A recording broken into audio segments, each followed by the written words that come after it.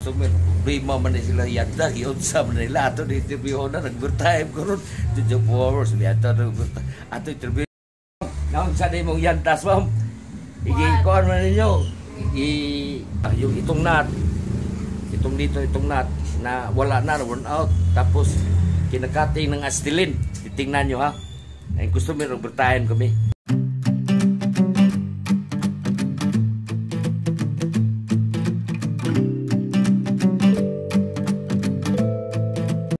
Yantas nila, pinapagawa sa iba, kita lang parang inaanay, punaunsa naman niyo. Dapat ito pag ganito kasi kinakating nila ng acetylen.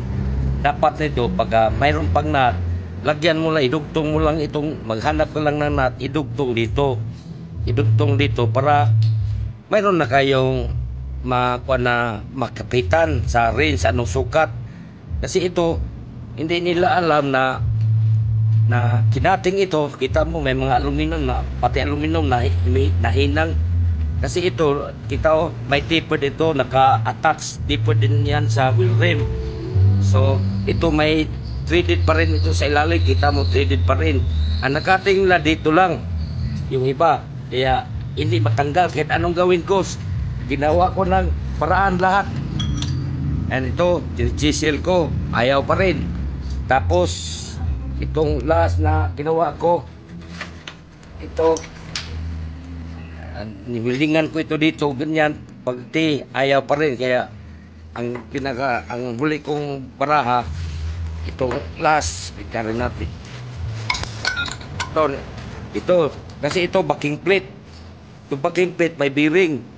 Yung backing plate dyan, na may bearing, si ito. Nakaganyan yan dito. Yan sa ilalim. Dito yan sa ilalim diyan. Tapos hindi matanggal ito pag may bearing. Kaya ito, kinating ko ang bearing. Iwan ko na saan yung bearing. Basta ito, bearing ito dito, kinating ko para matanggal yung pag-iklit. Ayun, natanggal ko na. Walang ibang paraan para hindi masira ito. Kasi katingin ko sana ng hindi ito. Kaya lang, pwede yan sa malaking axle shop. Kaya mutika, pag hinangin natin, matanggal itong niya ito kasi ganito ito eh. Pag katingin natin, ang problema lang, baka ito naman mamisalign. Kasi masyado sa mutika, masyado manipis. Yung sa iba naman, walang problema. Basta dito ang magkapal. Tapos 6 ang 8 ang nakalagay na bolt. 4 lang kaya ito binutasan ko itong ng maliit tapos tinahanan ko nito hanggang matanggal itong itong bolt. Pag natanggal ito siyempre matanggal na yan vision nyo ha, huwag nyo basta-bastang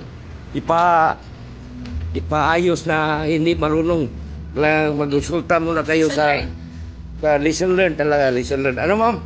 Lesson learned. Nasanbay ang ilang nasanbay ang ilang negosyo taon. Kuha na hakot tubig, kuha. Sige, ito na yung pangumpra.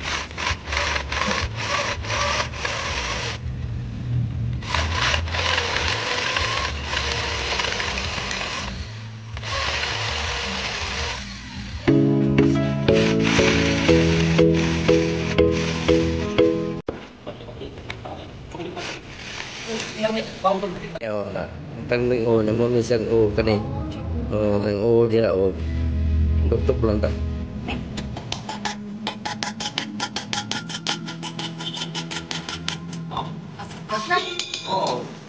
Panggang G. Nice.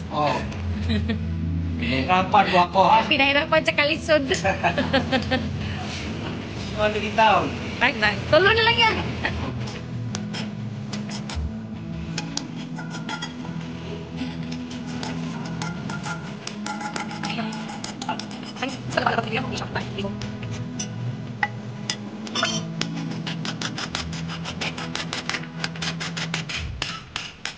Tang na yun.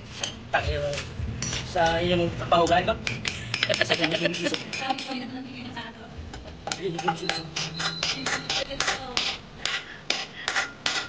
Bisa dito na yung nagtrabaho gitu.